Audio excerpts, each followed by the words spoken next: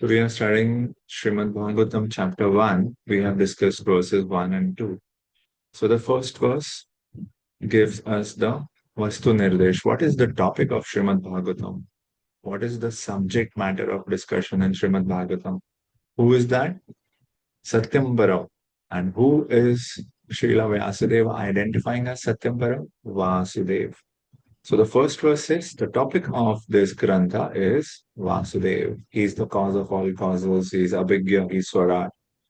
He has his own Swarupa, which removes the illusion of this material existence. So verse 1 introduced to us the subject matter. Verse 2 presented, as we discussed last time, the Abhideya. What is the process? What is the method to practice bhakti? And it's a beautiful verse. First, at the outset, drawing a boundary, what is going to be the subject matter of this Grantha? It's going to be only transcendental topics of Krishna. No material gain, no spiritual self interest. Anything that serves your self interest is categorized as a lower form of dharma. But Srimad Bhagavatam is interested in paro dharma, paramo. What's the ultimate religion? So that is by hearing Srimad Bhagavatam, Sri Krishna is established in our heart. And who is Sri Krishna? Vedyam Vastavam Atra Vastu. So the topics of Sri Krishna, they are the actual object of value. Vastav, as you would have answered in today's quiz, this is Vastav Vastu. Everything else is relative Vastu. So here we are seeing that scriptures tell us that what is beneficial for the jiva and what is unbeneficial. Yeah, and that depends on the adhikar, the qualification of the jiva. For people at different stages of qualification, what is beneficial and unbeneficial may change. Yeah, for someone, something is beneficial. For another person, the same thing might be unbeneficial at a certain different level of qualification. So here Srila Vyasdeva is saying too many people have given too many recommendations from their different qualifications, and there are abundance. There is an abundance of philosophical opinions. So, you know, the summary of that is presented here because we are discussing what is the root of everything that is beneficial. That is the meaning of real permanent object, Vastava Vastu. And that is the hearing process. We hear about Sri Krishna, who is the shelter. So this has been the presentation in the second verse, that it is relished by those who have eagerness, and it purifies for those who are not yet pure. So it is meant for the pure, but it also purifies the impure.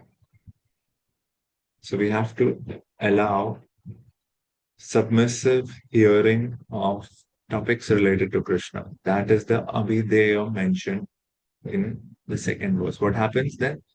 Then our mind becomes fixed on the law. That is the purpose of this practice. Yeah, the Lord is captured, and then the Lord cannot leave. Can there be any higher attainment for human beings? No. Bhakti has the power to attract and capture Krishna completely. And when we start with hearing, we develop that love in our heart where we can embrace Krishna. And, that's, he can then help us cleanse ourselves and then ultimately express our love to him. So this is the presentation of what is the desired result of this practice. It's prema. And that is the most auspicious result we can have from any endeavor in this world. Yeah. And the misery is getting uprooted. Tapa trayon moolanam. That is not the intention, that's a concomitant result, that's a byproduct. So by hearing Srimad Bhagavatam, Krishna becomes established in our heart. We develop prema for the Lord. At the same time, on the side, the miseries of material existence are also destroyed, which was not sought. Yeah. So this is the real goal, and anything that takes a person away from this ultimate goal of prema is considered a deviation. It could take the name of any dharma or yoga, but if it is taking us away from the true nature of the soul, it is a deviation from true dharma. So this is how we present that Srimad Bhagavatam presents the highest dharma, rejecting all the lower dharmas. Now we come to the discussion of the third verse will present what is the experience or what is going to be the effect of this study. Yeah. So you will see interestingly that although Bhagavatam starts with, what was the first verse? It was starting from Adhato Brahma Jigyasa. That Jigyasa turned into meditation, contemplation. So we started by discussing the causality, how is the absolute truth the cause of all causes, but it concluded with contemplation, dhimahi, yeah. And it begins with Brahman, cause of everything, Abhigya Swarat, but it says that these qualities are present to their fullest extent only in Bhagavan. The process begins with Jnana, that we need to have Jnana, but it matures into Bhakti. So we are seeing that these verses are giving us the whole map of Bhagavad Dharma. Begin with Brahman, but conclude with Bhagwan. Begin with Jnana, but conclude with Bhakti. And we saw the various explanations that Srila Vishwanath Chakravarti Thakur gives to the first verse. One way he says this is a meditation on Radha Krishna. And another, he says this is a meditation on Madhurya Ras. So ultimately, it is bringing us to the understanding that the absolute truth is Sri Krishna. And the nature of Sri Krishna is that he is all attractive. That is what the word Krishna means. So, what is it about Krishna that we are going to connect to? Which aspect of divinity are we supposed to develop a relationship with? So, what do you think about Srimad Bhagavatam? Is it philosophical or is it devotional? What did Srila Prabhupada say? That this is a natural commentary on the Vedanta Sutra. This is a commentary by Vyasdev on the Vedanta Sutra in his maturation. So if it is a commentary on Vedanta Sutra, it must be philosophical, yeah, and Vedantic. Do you see that part? It is definitely Vedantic, but it is also filled with rasa. And that is exactly what the third verse is going to introduce. So together these three verses present Srimad Bhagavatam as both Vedantic and filled with rasa. It's like perfect balance of both. So we as Gaudiya Vaishnavas or Chaitanya Vaishnavas, we enter Vedanta without giving up rasa. You understand? So rasa is always our core, but holding rasa, we also enter Vedanta. So this is a way that it allows those who are Vedantins, those who are preferring the study over the experience of devotion, it allows them to encounter bhakti as scriptural and philosophical. Yeah, somebody wants to approach bhakti from that point of view. What is the scriptural presentation of the path of devotion? What is the philosophical presentation of the path of bhakti? So Srimad Bhagavatam is the perfect presentation for that. It's a bridge between both rasa and gyan. Rasa and gya. We'll see those things coming up. And it is the perfect, you know, harmony of bhakti and Vedanta. Bhakti Vedanta. So it is having both rasa and Vedanta. We saw it begins with the Vedantic side, Janmadhyasya Yata, and it concludes with echoing the Gayatri Mantra, Dhimahi. So it is philosophical, it is dense, it is Vedantic.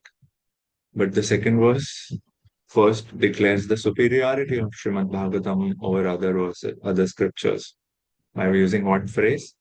Kim va parai. What is the need of other scriptures? And the third verse shifts the entire topic to rasa. So it is not abstract Vedanta, it is filled with rasa. So it's the best. And therefore, we will see what is the unique greatness of Srimad Bhagavatam. Okay. And, it's also important to understand that our practice of bhakti needs to have a philosophical basis. We discussed the concept of Achintya Veda Ved. We discussed Shakti Parinamvad. You remember Shakti Parinamvad? What was that? That the energetic and the energy are same and different at the same time, and it's inconceivable. Achintya Veda Ved. शक्ति और शक्तिमान समान ही है उनमें भेद है भी और अभेद भी है it is non-different and different at the same time. So anything that's possessing contradictory qualities at the same time is called mysterious or achintya. Achintya doesn't mean that it is, unexplainable. Achintya means it is transcendental. It's at a dimension where we cannot wrap our head around things. So Shakti Parinamvad basically means the Lord is the material cause, although he remains unchanged. I hope you remember the discussion. The Lord is the cause of this creation, both the material cause and the instrumental cause.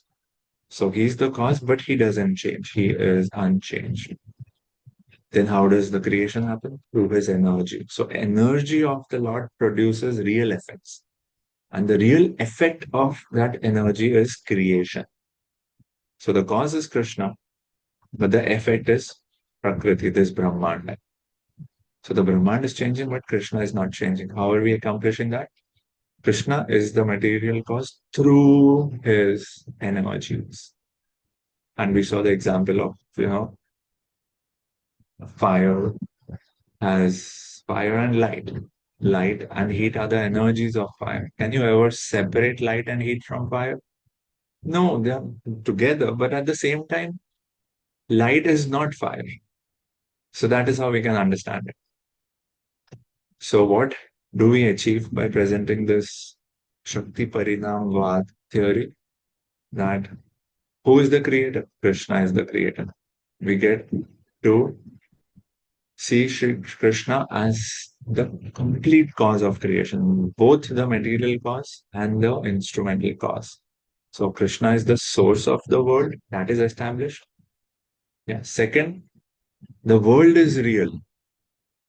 Otherwise, we cannot say that it is coming from Krishna, but this world is changing. Therefore, anything that changes is unreal. Actually, only Krishna is real. No. Shakti Parinamvad allows us to also accommodate that the world is real because it is an energy, and in the energy of Krishna is producing real effects. So these two things we are able to achieve. And the third is, while doing this, Krishna remains untouched by the world's change. This is how we present Shakti Parinamvad. So Achintya is when things at our level of understanding are contradictory. If we raise our understanding or consciousness to higher levels, that contradiction will resolve. As kids, We were not able to comprehend so many things. We would find a contradiction. But as we grow, learn, we realize it's not really a contradiction. Similarly, because we don't have access to higher dimensions, something might appear contradictory at our level. But at higher levels of realization and consciousness, it could absolutely be resolved, right? So that is the meaning of achintya. Achintya is inconceivable, but it happens. Now, don't be uh, confused by the words used by Advaitins for, they use the word nirvachaniya. I'm not trying to confuse you, I'm only trying to clarify things. Anirvachaniya is different. They say that the supreme truth is anirvachaniya. It cannot be expressed. It's inexpressible. Yeah. We cannot actually categorize Satyam Param. We don't know if it is real or unreal. It is fully real or fully unreal. We can't say. We can't really say it is Sat or Asat. It is beyond description. It is beyond the power of our words. So that is the meaning of anirvachaniya. But what does Srimad Bhagavatam say? Vidyam vastavam atra vastu. We are able to define. So we clearly know Shri Krishna is Sat. He is fully real. That is how powerful Shakti Parinamvad is. You are able to give specific qualities to Shri Krishna and also explain creation while not calling it illusory. So this is the right understanding. So in our tradition, we say that Bhagavan's Shaktis and the Jivas and the Prakriti, they are all real. Yeah. Scriptures tell us that there is both difference and non-difference, and that contradiction is to be accepted. Don't try to dismiss the contradiction, otherwise you will reduce to either side. Yeah, we discuss what are the extremes that we might fall if we don't go through this, very balanced philosophy of Achintya Bheda. So, what does Advaita try to do? Advaita says we don't know whether it is real or unreal. They are explaining it through negation. Not this, not this. We say, no, we know Krishna is the absolute reality. And he is same and different from his creation at the same time. He is different and non-different from his creation and from the jivas simultaneous. Okay, does this make sense? This was a recap of what we have discussed previously.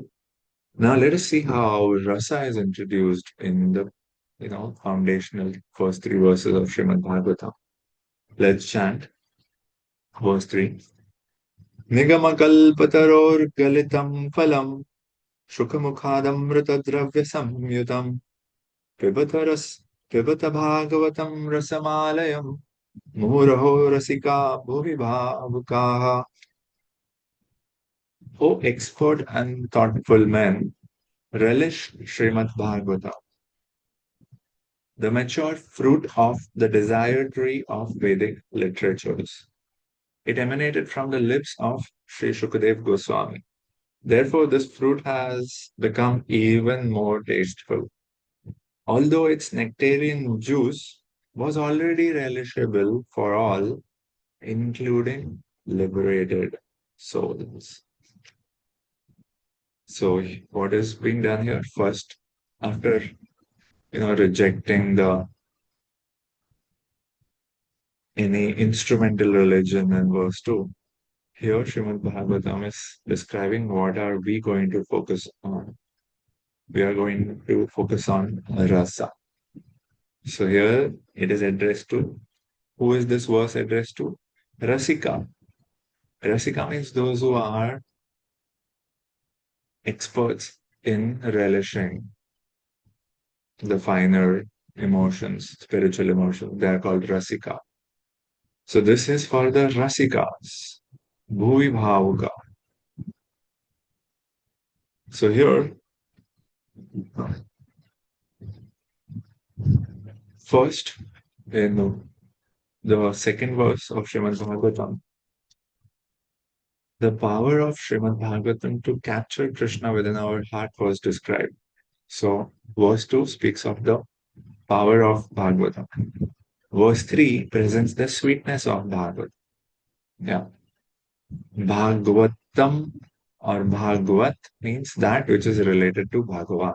This is the meaning of the Sanskrit word Bhagavat. Bhagavat means related to Bhagavan or belonging to Bhagavan. That is the meaning of Bhagavatam. So this is of Krishna. This is describing Krishna. So this scripture, Bhagavata, in that sense, it is given by Krishna to his devotees because it is Krishna's. That is what Bhagavata means. And how is it presented and how should we conceive it? Let us see. It is essentially rasam, not the rasam that you are familiar with, the food. This rasa is speaking of spiritual mellows. And this is just the juice, the fruit. You don't have to peel the skin, there's no seed. Directly you are being presented with the nectar, with the pulp. So this is the glory of Srimad Bhagavatam. Let's see how Srila Prabhupada is explaining it. So Srimad Bhagavatam is a sublime literature which is surpassing all Vedic literatures because this is transcendental. It is not talking about dharma, artha, kama, moksha. It is beyond the three gunas of sattva, rajas, and tamas. It is transcendental. Transcendental to mundane activities, karma, and mundane knowledge, jnana. So Srimad Bhagavatam is the ripened fruit of all Vedic literatures. Galitam phalam, not just fruit, but the ripened fruit. You have to do no effort. You don't even have to, see that you don't have to even put effort to ripen it. It's given to you in a ripened phase. It is the cream of all Vedic knowledge. So if you churn Vedic knowledge, what will rise to the top is this makhan, the cream of Srimad Bhagavatam. So therefore, Srila Prabhupada says it deserves a patient and submissive hearing. With great respect and attention, one should receive the message and lessons imparted by Srimad Bhagavatam. So then Srila Prabhupada starts to explain what is the meaning of Nigama. Nigama refers to Vedas, and Vedas are called Kalpataru. Kalpataru means wish fulfilling tree. So, I mean, this is presented as example in Vedic literature that the idea is you go and sit under this tree and you desire something, it fulfills all your desires. Kalpa Vriksha. So, why are Vedas called Kalpa Vriksha? Because they present everything, all subject matters, including political, religious, economic, medicinal, chemical, physical, metaphysical. So they contain regulative, regulated principles of knowledge covering all these topics and beyond. Basically, whatever we need in our journey of life. Prabhupada here says whatever is necessary to keep the body and soul together. So Vedas deal with both things, our mundane necessities and spiritual realization. So it presents all these subject matters which we discussed: economics, medicine, sociology, politics. But above and beyond all this are specific directions for spiritual realization, which is the essence of the Vedas. They might have the sciences to provide you with your mundane necessities, But that's not the best benefit they bestow upon you. They offer spiritual realization, directions for spiritual realization. And what is that path? Regulated knowledge. What does it mean? Gradually you rise to spiritual platform and you gain the highest realization of the knowledge of Bhagavan. So the Vedas are meant to provide what we need because unless they give us tangible fruits, how will we develop faith in them? So the purpose of the initial section of Vedas, the fruitive sections, is to get your faith in the Vedas. Oh yeah, I did this yajna, I prayed to this devata, and I got the result. So Vedas really work. Now, when you are in the house of the Vedas, then slowly you start moving ahead in that journey. Through your experiences of life, you also learn and you start upgrading your desires and aspirations, and ultimately you come to spiritual realization. So the part of Vedas which fulfill our material necessities are just the entrance. They are meant to instill faith in the faithless. But if we stay at that level, we keep looking at Vedas as desire fulfilling, when just providing mundane desires, then that becomes ritualistic religion. It just becomes performative rituals without any deep contemplation or without a spiritual goal. So Vedas provide spiritual goal, and that is the essence of the Vedas. So therefore, those who use the Vedas only to get material benefits, in the Bhagavad Gita, they are referred to as Veda Vadarataha. They just think they know the Vedas, whereas actually they have not understood the purpose of the Vedas. Purpose is to take you to spiritual realization, as Prabhupada says here, to take you to the highest spiritual realization of Bhagwan, that level of God realization. Now, Prabhupada, after explaining Nigama, the Vedas, the body of Vedic knowledge, how is it Kalpataru? Now he introduces Rasa. So that Bhagwan, which is the highest realization the Vedas can provide, what is that Bhagwan? That Bhagwan is the reservoir of all rasas. Raso vai sa. So all rasas, all Prabhupada is going to explain what it means. But any relish that we experience in any flavor in this world, its source is in Bhagwan. That we have to remember. No rasa does not have its ultimate basis in Bhagwan. Okay? So every living entity, from Brahmaji down to the insignificant ant, in whatever we do, why do we do anything? We want a certain rasa. Yeah, why is somebody working so hard? Because they get a certain rasa by providing to their family. Why does somebody follow their passion, ambition? Because it provides a certain rasa.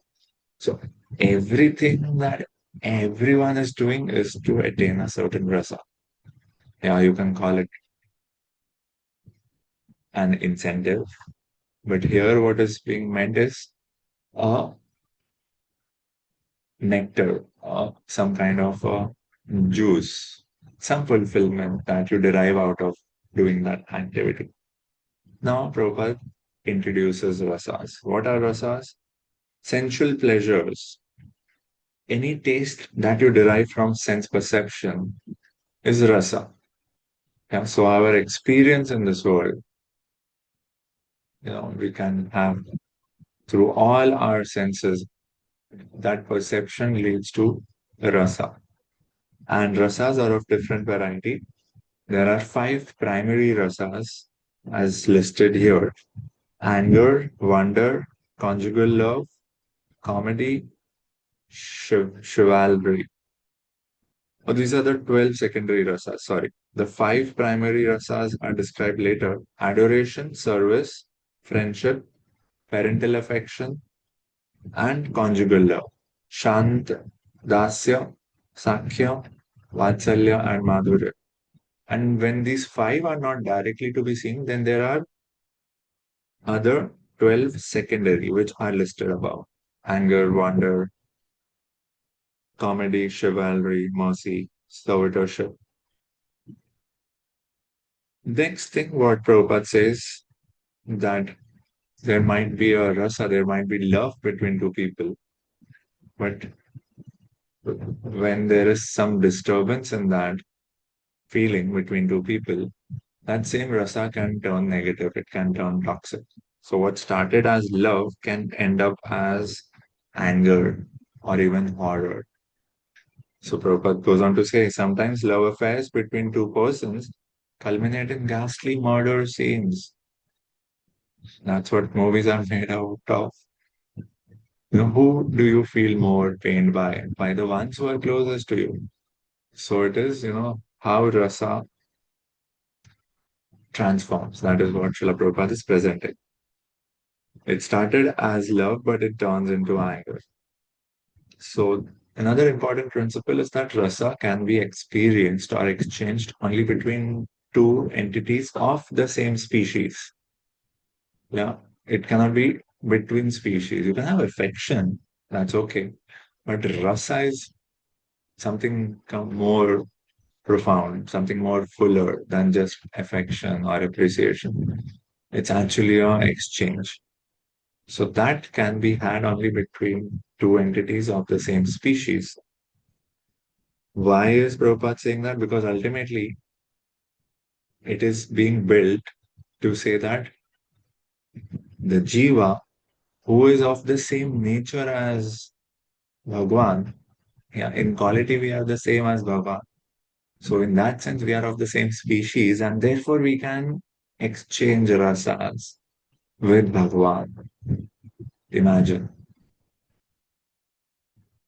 The rasas were originally exchanged between the spiritual living being and the spiritual whole. So spiritual living being means true self. And your truest self is the spirit soul. So originally rasas were exchanged between the jiva, pure jiva, and Bhagwan, the spiritual whole. The spiritual exchange or rasa is fully exhibited in spiritual existence between living beings and Supreme Lord. So we are looking for rasa everywhere in this world, in every experience, in every object and person. But you can fully experience it and exhibit it only in relation to Bhagavan. It is spiritual by nature. In its fullest sense, it's spiritual. And it exists between living beings and the Supreme Lord. So, what it's trying to say is that we might try to find rasa in this world, but a real spiritual fulfillment or rasa can be had only in the spiritual whole, which is Bhagwan. So, the Vedic hymns say that the Supreme Personality of Godhead is the fountainhead of all rasas. Fountainhead means what? If you see in another, whenever you see a fountain, so before it branches out into so many small showers and droplets, at its origin it's one. So that is fountainhead. So basically meaning the source of all rasas.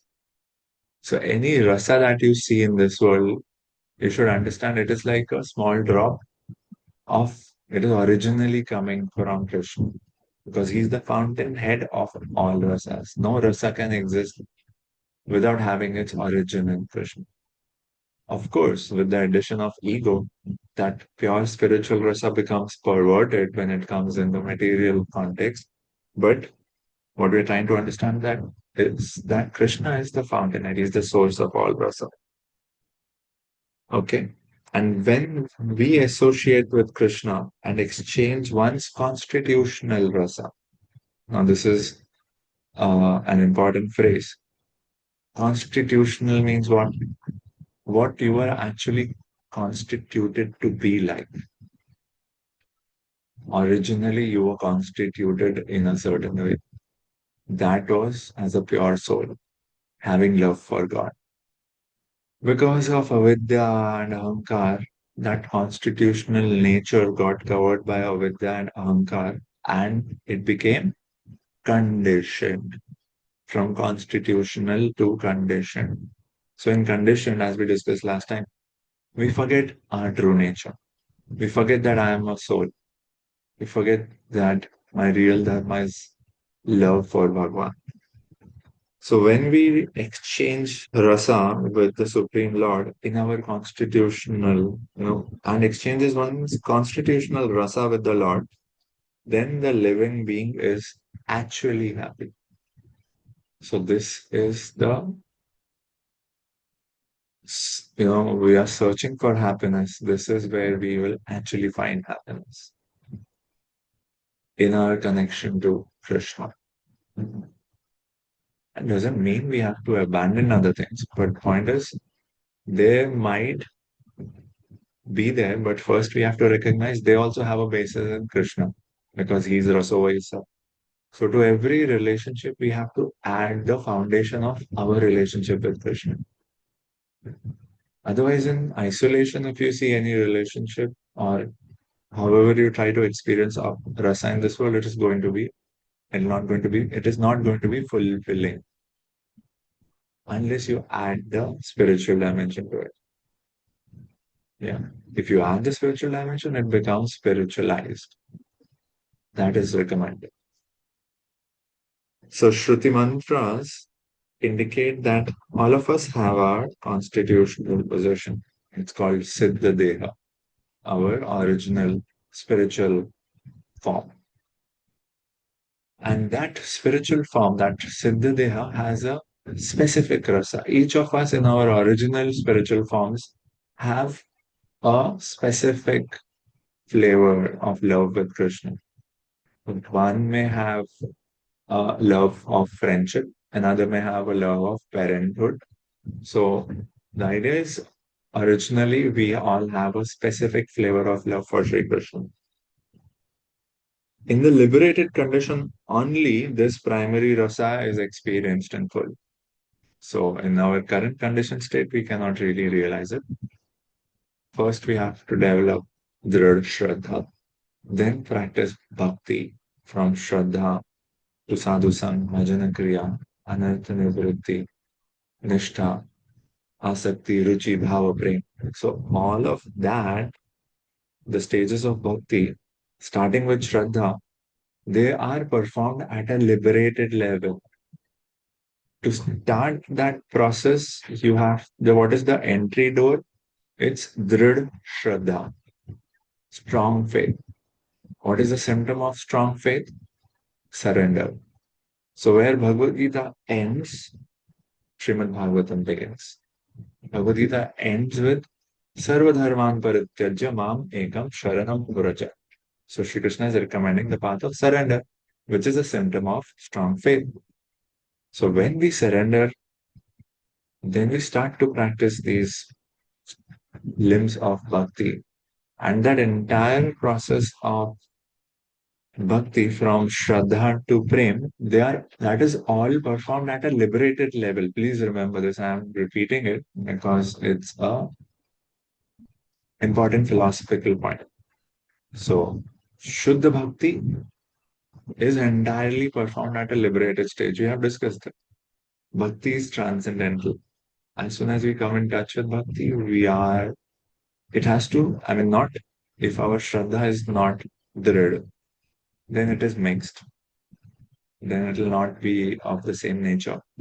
But actual Bhakti mentioned in the scriptures, it starts with that drid Shraddha. So that's the goal. And what is the end goal of it? Prema. So in that liberated condition, only this primary rasa is experienced in full. In the material existence, in our current conditional state, we can only experience it in a perverted form, in a temporary form. And another important point, the rasas of the material world are exhibited in the material form. So spiritual rasas have spiritual form, and material rasas which we encounter in this world have a material form. They are not the same, they're not of the same nature. So now Srila Prabhupada says, once you get an idea of, oh, what is real spiritual rasa, then you can understand what are the false representations of the original rasas, which are reflected in the material world. So only when you encounter pure gold do you get the ability to distinguish or point out what is fake gold. If you have never encountered pure gold, any imitation gold would pass by as gold. You anyways don't know what is the criteria or how does it even look. So Srila Prabhupada is saying once we understand, in the first three verses, first understanding the absolute truth, then the process of hearing, and ultimately that absolute truth is rasa. Once you know this, you actually have a pure benchmark. Okay, now I actually know what is the purest rasa available to me. Now I can see that whatever I will experience here is going to be a shadow of that.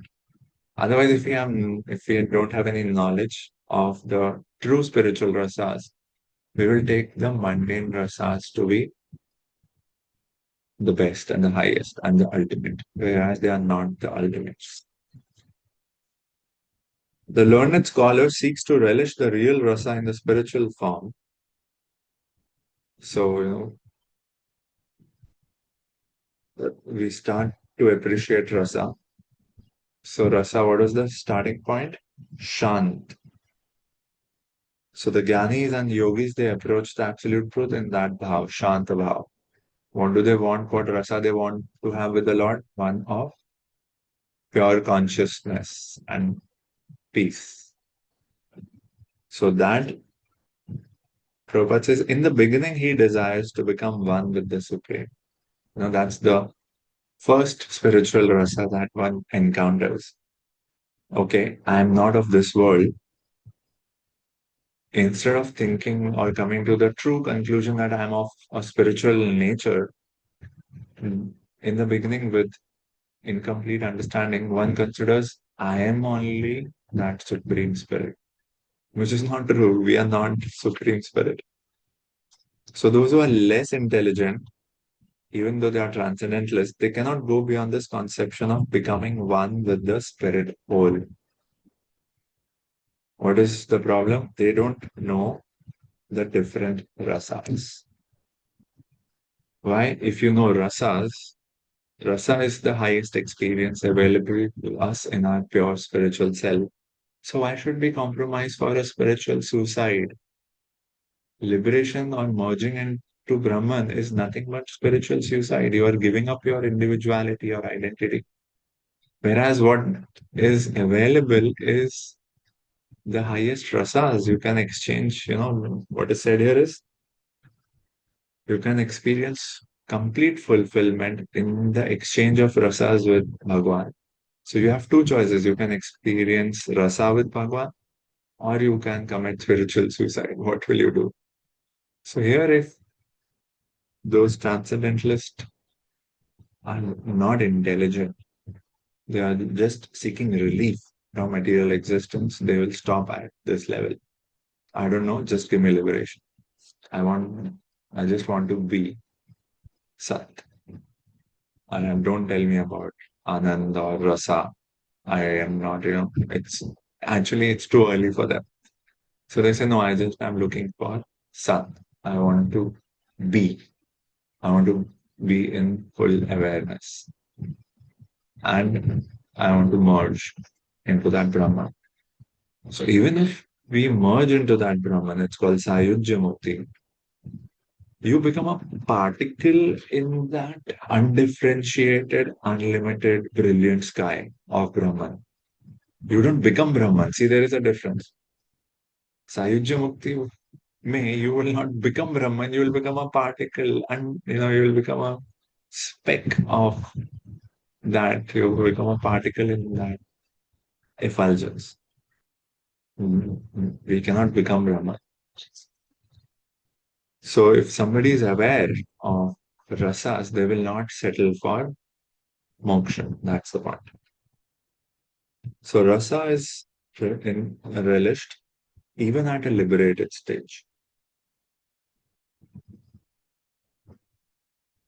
So this Srimad Bhagavatam can be experienced because it is rasa. What is it? It's being defined as Nigama Kalpataror Galitam Phalam. Yeah, the ripened fruit of the wish fulfilling Vedic literature. Pibata, drink this juice of Bhagavatam. Rasamalayam. What is Bhagavatam? Bhagavatam is Rasamalayam. Alayam means the storehouse. Like a library is called Pustakalaya. A place of knowledge is called Vidyalaya. So similarly, what is Bhagavatam? It is not Vidyalaya, it is Rasalaya. Now you appreciate what I was presenting at the start, how it is both Vedantic and Rasik. So it is the best. Therefore, it is called the essence. It's the cream. It has both jnana and bhakti. So it is rasamala, But yeah, by submissively hearing this transcendental literature, one can attain full pleasure of his heart's desire. You can be fully satisfied. There will be no hankering remaining after this. But one have to be careful to hear from the right source. It has to be received from the right source. That's a uh, precondition. So Narad Muni heard it from Brahmaji. Narad Muni brought it from the spiritual world and gave it to his disciple Vyasdev. Vyasdev gave it to Srila Shukdev Goswami, who gave it to Parikshit Maharaj. Yeah, and that is how we receive. So we are also receiving it in Parampara. So Bhagavatam is rasa, but you will experience it only if you receive it in Parampara. And then Srila Prabhupada speaks of Shukdev Goswami. He was already a liberated soul, Atmaram. He was liberated even in the womb of his mother. He didn't want to come out. He said, this is a world of Maya. I have nothing to do with it. I don't want to get entrapped by it. So that prolonged her pregnancy for many more, for a much longer duration. So he did not have to go undergo any spiritual training or samskaras or gurukul studies. He was liberated before birth. Ordinarily, at birth, it is said that Janmana Jayate Shudra. At birth, we are all Shudra. We are born into ignorance. Om Ajnana Timirandasya. We are born into Ajnana. By proper samskaras, by proper education, by proper training, we become Dvija. We become cultured, we become civilized, we become Brahminical. So Shukdev Goswami did not require any training. He was liberated. He was a perfectly liberated soul. They did not have to go through any evolutionary process. He was already in the transcendental position, Mukta, beyond the three modes. Even he was attracted to Krishna. That is the point Prabhupada is wanting to present, and therefore he's building it up. Atmaramascha muneyo nirgranti api urukramay. Even those who are liberated, who have no attraction for this world, rasa, it is said, vikar. So for those who are completely sober and liberated, there is no vikar in their mind. There is no, the mind is as still as a lake. Vikar means there is an agitation or a desire or a, anger, desire, greed. All of that is called vikar. So in the mind of a liberated soul, there is no vikar towards this world. But hearing the Bhagavatam, hearing the narrations of the Supreme Lord, there is vikar even in their minds, even in the minds of liberated souls. So even the Atmaram get agitated by hearing about Rasalaya, about Krishna who is Rasovaisa, and the narrations about Krishna which are themselves Rasa. So it is They are attracted to this transcendental rasa of the Supreme Personality of Godhead, who is adored by liberated souls who sing Vedic hymns. So the Supreme Lord's pastimes are in fact more attractive to liberated souls than they are to us conditioned souls. We are not easily attracted, but liberated souls, because they are already in a state of purified consciousness, they are easily attracted to uh, the Lord's pastimes. Because it is only possible to carry on transcendental rasa with a person, therefore, there is a necessity that God be a person. So if you are seeing that scriptures are saying that absolute truth is rasa, we have discussed this in the first verse also. Raso vai. So if the ultimate reality is described as rasa, how can rasa exist in a formless, impersonal divinity? Not possible. So for if rasa is the highest form of experience, spiritual divine experience, then the object with which you experience that rasa also has to have a personal form. So it is a necessity. So in the Srimad Bhagavatam, the transcendental pastimes of the Lord are narrated, and that is systematically depicted by Shukdev Goswami. And the subject matter is appealing to all classes of persons, those who are engrossed in matter, those who are liberated, those who are seeking to become one with the Lord, and the devotees. The subject matter is such, it presented in such a way by Shukdev Goswami that it is a- appealing everyone. So, Shukamukha, what's the significance of that?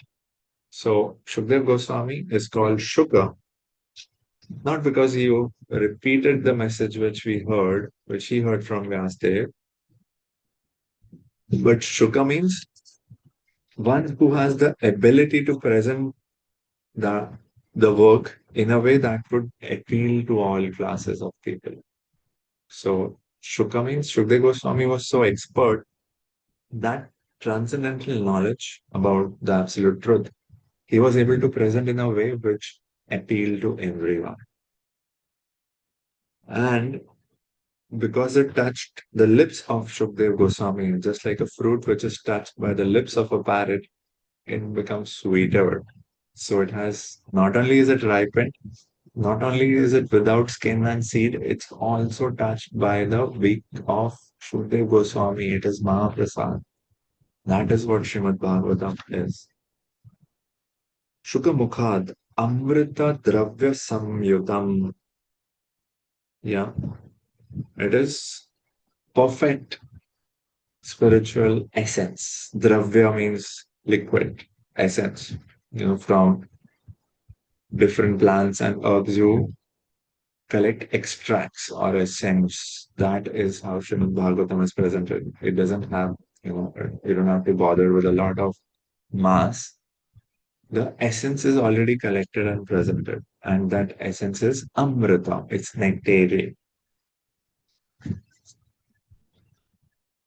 So if we are sincere and if we hear submissively, we can at once relish transcendental taste.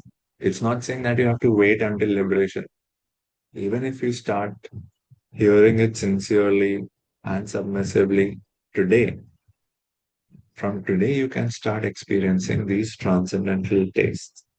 And you will be immediately able to distinguish it from the material taste that you are deriving from all other contacts. So just bringing Bhagavatam in our lives will create such a positive experience that we'll be able to see that everything else is paling in front of it. It's becoming pale because you are now in touch with spiritual rasa. So the ripened fruit, it's not that the fruit is falling directly, it is handed over through a chain of disciplic succession, because only if the ripened fruit is carefully handed down from the branch to somebody standing on the ground, only then can it be intact. Otherwise, it'll just fall and, you know, it'll not be, it'll completely be destroyed. So, what does Parampara do? It protects it from change. There is no change or disturbance. Nobody is adding their interpretation or agenda into it. That is what Parampara ensures. It is the message as originally provided by Srila Vyasdev, by Srila Nalarat Muni. That is coming to you as it is. So those who don't take this process of Parampara and they open up spiritual matters to their interpretation and speculation, they make great blunders, but they'll misunderstand what is transcendental, they'll make it appear mundane. Yeah. By trying to understand the highest transcendental rasa known as the rasa dance without following in the footsteps of Shukdev Goswami. So Srila Shukdev Goswami is making a systematic presentation. First nine cantos and then Srimad Bhagavatam's 10th canto, the Dashamska. If somebody says, no, I'll follow my own process, they jump directly to the Dashamskan. They'll make blunders, they'll destroy their spiritual lives, in fact, by committing offenses.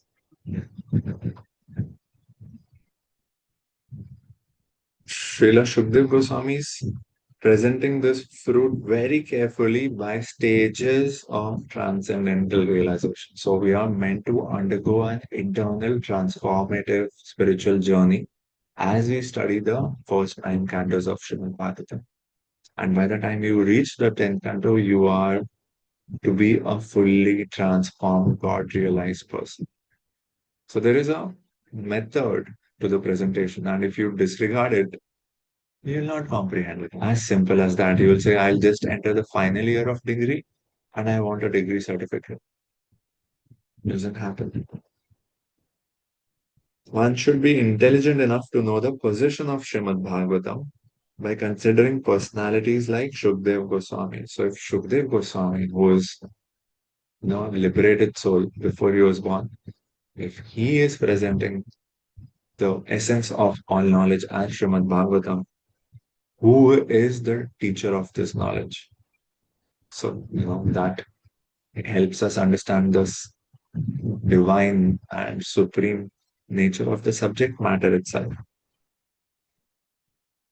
So, this process of disciplic succession of the Bhagavad school suggests that in the future also, Srimad Bhagavatam has to be understood from a representative of Shukdev Goswami. What do we mean by a representative? That you are faithful to the author. The author is Vyasdev, and Shukdev Goswami is presenting his teachings, and we are meant to also present their teachings, not our innovations.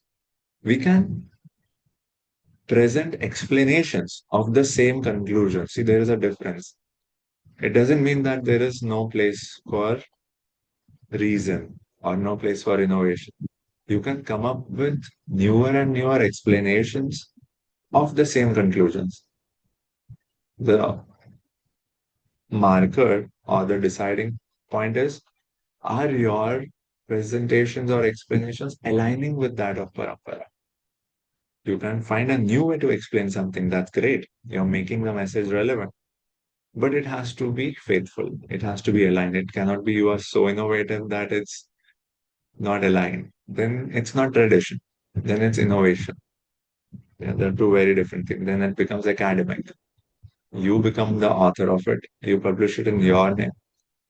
You cannot, interpret the Gita according to your whims and still call it Bhagavad Gita and then attract population because of Gita's popularity. No, why are you piggybacking on Krishna's Bhagavad Gita? If you want to present your thoughts, write your Gita, no? So parampara means we have to present the teachings faithfully. We should not also hear Bhagavatam from a professional reciter who does it for money. Yeah. Such a man's business is only to earn his livelihood. So Srila Prabhupada is, why is he saying all this? He could just stop at interpreting the verse and that's the purpose. He's protecting us like a compassionate father. He's saying, okay, now you will have interest in Bhagavatam, but please don't go astray. Don't go to unscrupulous presenters because they have not taken the systematic method. We don't know about their purifications. And if their intentions are to make a livelihood, then everything is compromised and diluted. It will not have the intended effect. One should refrain from hearing the lectures of such professional men and women both. They directly go to the most confidential part of the literature without undergoing the gradual process of understanding this grave subject. Have you gradually developed your realization? If somebody jumps directly to topics that are sensitive, what is it indicated like a monkey? You jump from branch to branch without following a systematic process. So it is called sahajiya. What is sacred, when you take it to be very cheap, it is called sahajiya. So we should not have a sahajiya mentality when approaching such sacred transcendental literature, which is Krishna himself. Yeah. We don't have to make it mundane. We don't have to bring it to our level. Pujala Raghapat Gaurav Bhankeshwara Saraswati Thakur says this mark, this Bhakti mark is so lofty. I keep it on my head. I respect it by keeping it on top of my head. Pujala Raghav mark. So we have to have that attitude. I'm approaching something that's very high, very pure. It's in fact Krishna himself. So, there has to be a systematic approach. You cannot use it to make profits. They usually plunge into the subject matter of Ras dance, which is misunderstood by the foolish class of men because they have not, gained the realizations from the first nine cantos. They present it in their own mundane, through their own mundane lens. Some of them take this to be immoral and therefore they make claims that this dance is immoral. You have not understood what it is. You were not patient to, develop an understanding. First, if you are going to become an astronomer, the first criteria that, they even let you in the room where there is a telescope is that what is the study that you have done? How many years of your life have you devoted to astronomy? Not you and me cannot just walk in and, say, I want to use the Hubble telescope. It's not, thank you. Please, you may leave. So somebody who has not undergone that gradual process of training, they have no right to enter that. Or if I most say it is immoral, or others cover it up by their own stupid interpretations. So it's just a mockery that's going on. And ultimately, they have no desire to follow in the footsteps of Srila Shukdev Goswami. So acharan nahi karna. They don't want to follow, they just want to imitate. Yeah, they'll talk of high topics. It is as good as watching a movie. So this is not sensual, this is spiritual. And we who are studying it are following Shukdev Goswami. We are following in the footsteps of Shukdev Goswami. We are ready to transform ourselves, our character, our behavior, our attitudes. That is the mode of a student, right? But somebody who has no intention of changing their lifestyles, habits, behavior, but still, dabbling in these high rasa topics, then that's a sahajiya. They don't want to follow, they just want to seem spiritual and then whatever their personal interest is, achieve that personal interest by using Bhagavatam. That is a aparad, that's an offense. So one may conclude that the serious student of rasa should receive the message of Bhagavad in a chain of disciplic succession from Srila Shukdev Goswami, who describes Bhagavatam from its very beginning and not whimsically to satisfy the mundane hour. just because I want to appease an audience, because I want, to for them to like me or support me, I'll not present it in a way that they enjoy or appreciate. Absolute truth is what it is. You cannot twist it or turn it to appease a certain group of people. You have to gradually bring people to that level of realization. So that's the journey. That's the training. If you want to bypass that and just make a business, that is a disservice. The mundane are in the audience who themselves have very little knowledge in transcendental science.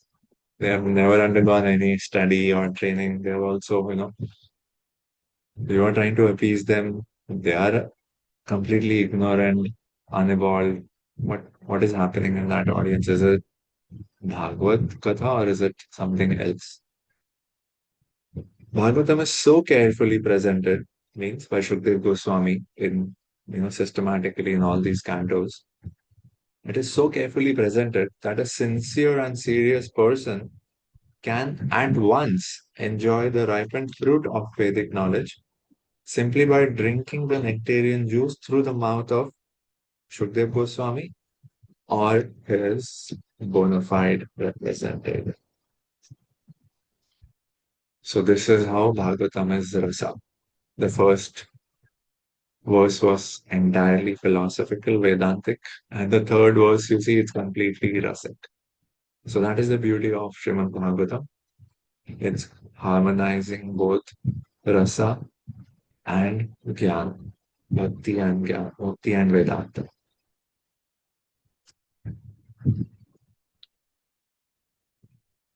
Okay. Any questions or comments? It is called, and the last line is, what should you do now?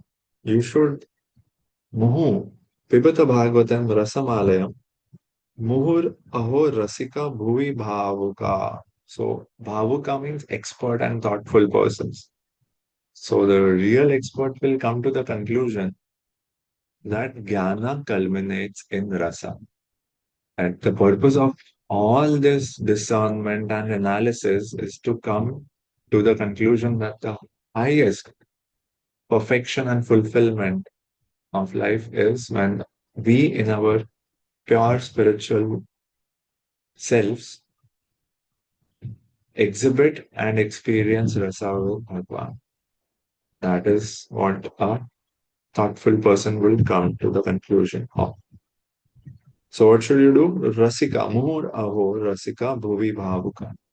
So, the way it is interpreted is that, this is Rasam Alayam. It is like explain Rasa, Pibata, drink it. How much? Drink it until you faint. And when that fainting wears off and you start to gain consciousness, again you begin drinking till you faint again. So this is the meaning of Pibata Bhagavatam Rasam Alayam. Till the time you faint, or faint means you exhibit spiritual ecstasies, the Ashtasattvic Vikar.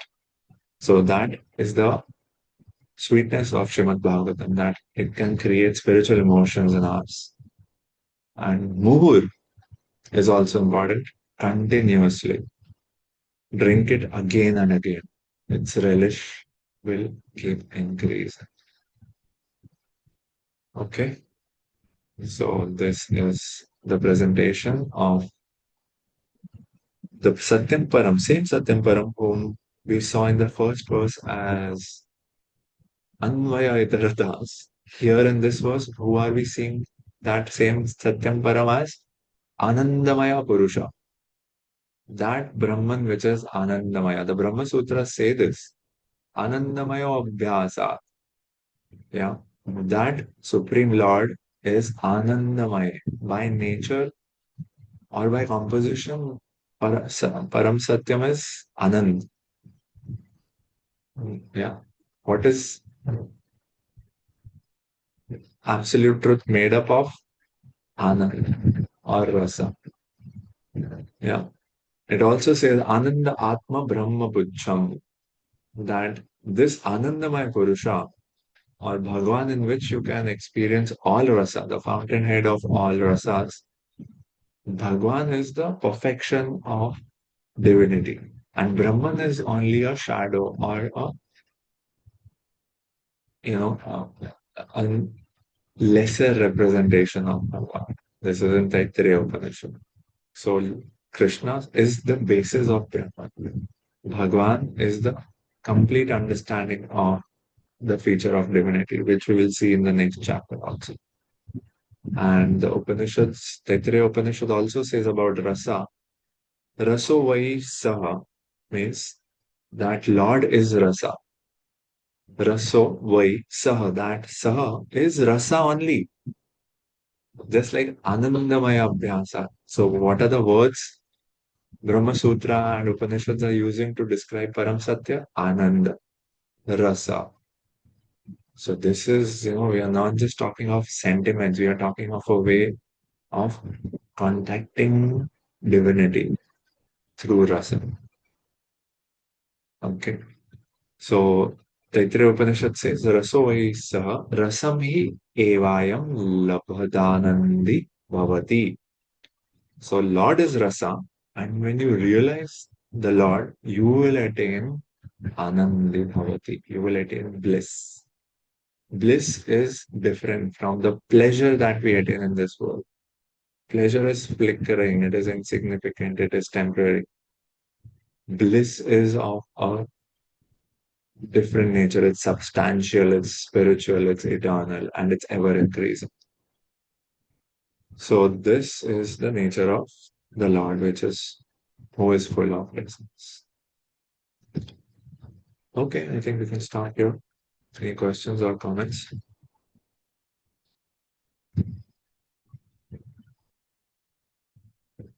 All clear? Yes, Praveen. Hare Krishna, Prabhuji. Prabhuji, I wanted a little bit clarification when you said that bhakti is performed from a liberated platform, especially because we see, like, there is anartha nivritti, there is a struggle with, sense gratification, all of these things. So, how is it that it is called a liberated platform? That I could not understand. Sure, when you see Mam Chayo Eva Bhak- Mam Chayo Eva Bhakti Yogena Avyabhicharini. So, that Avyabhichari Bhakti is performed at a stage of Brahma Bhuta stage. So, there are verses in Bhagavad Gita and Srimad Bhagavatam which indicate that Bhakti is performed at the Brahma Bhuta platform. Now, Brahma Bhuta platform means it is a liberated stage. Mad Bhakti Labhate Param. So, after attaining liberation, then one attains Bhakti. This is Bhagavad Gita. So, in the truest sense, the bhakti which I said starts with Dhrida Shraddha. That is entirely at a liberated state. What we are practicing, that has the influence of gunas. It is mixed. So we are today, we are practicing bhakti which is covered by other gunas. But when we practice it sincerely, avyabhichari, it's nothing is separating you from that. Just Dhrida Shraddha, and which is expressed through surrender.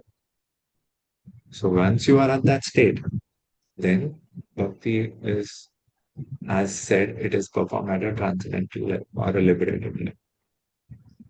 So we are at the Vaidhi sadhana level. That's okay. As we strengthen our shraddha, purify our shraddha, we will also experience that.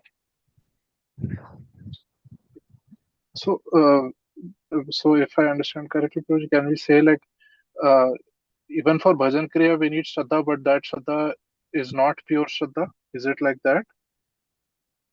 We see we are talking of not pure, dhrida shraddha, strong Okay, okay. faith. Oh, okay, got it. This from nectar of devotion and purity. Dhrida Shraddha leads to Sharanagati. Automatically, you feel I belong to the Lord. That's called I offer myself. Tavasmi. "Oh Sri Ram, I am yours," like Vibhishan said. So for that stage, that surrender, self-surrender can come only when there is Dridashra. Thank you, Guruji. I also had one more question. Can I ask now? Please. Yeah. Means I like this is that means I have asked others also, Guruji, but like this particular thing is always confusing for me. Like regarding fall of Jiva, there is that multiple opinions. Yeah. So like how do we understand, Guruji? Like I have heard both sides. Some saying that we were never in the spiritual world, and here in the purport, Prabhupada seems to be directly indicating that we had some original rasa. Yeah. That is presented by different acharyas. And Prabhupada says, you experience that with Krishna, it was constitutionally yours. So this is the way Srila Prabhupada explains. And there are other views by other acharyas. So it's okay. I mean, there is no conclusion, but we can understand what Srila Prabhupada is presenting. What actually Acharya says, see, it cannot be figured out. It is anadi karma phale.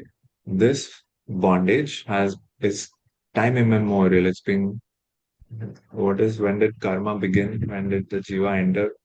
These things cannot be determined. What you should focus on is how do I get out of it? All acharyas, standard, even other paramparas, their response is it cannot be determined. They do explain to some extent, but they never have that attitude that we'll be able to fully understand it. It's not possible. Srila Prabhupada also says the same thing. That origin we'll never be able to find out because it's been beginning less. Karma is beginning less. So now you have fallen in a well. You catch the rope, which you see in front of you, catch that rope, rescue yourself, go out, and then you figure out. That's Prabhupada's response. Okay. Thank you, Guruji. Thank you. It's Achintya, not Nirvachaniya. Yes, you have a question? Hare Krishna. My question was when in the first thing where Prabhuji was talking about the Bhagavatam's quality, Srimad Bhagavatam's qualities, and he mentioned that it is the transcendental sattva. And in today's thing also you mentioned that where the Bhagavad Gita ends, because in the Bhagavad Gita, the gunas and all is spoken about. The Bhagavatam begins there, is what you're saying. And today, a lot of the takeaway that I just felt this experience of, that really this is so transcendental and so sweet. In fact, when I first visited Govardhan Eco Village, that was my first encounter with bhakti yogis and this thing of it. And I had no language or no concept of this whole thing. But the one thing that I took away from there is how sweet everyone is. How sweet the nature of everyone is, how sweetly they speak, how sweetly they behave. Even the mundane things they do so sweetly. So I really felt today's verse very much. And I wanted to really, I was also struck by the juxtaposition of verse 2 and verse 3, because I have not read this ahead. So I'm just following along as we're doing the verses. So the verse 2, I'm like, yeah, must not think about the, any kind of fruitive thing. And then in verse 3, we're like, the most sublime transcendental fruit is available to us. And I really, really appreciated that. Thank you so much. I felt it. Well, thank you for sharing. That's the experience devotees have. That's how they begin their devotional lives. So that is how we experience Krishna in different ways. So it's just the beginning of Srimad Bhagavatam, and it's Srimad. It's so beautiful and it's so sweet. So let us take the blessings of Srila Shukdev Goswami, Narad Muni, Vyasadeva, all our acharyas, and then we can really sincerely approach it as they are, directing us to, and take the full blessings and grace of studying Srimad Bhagavatam. Jai Srila Prabhupada ki Jai. Hare Krishna, thank you very much. Thank you, Krishna.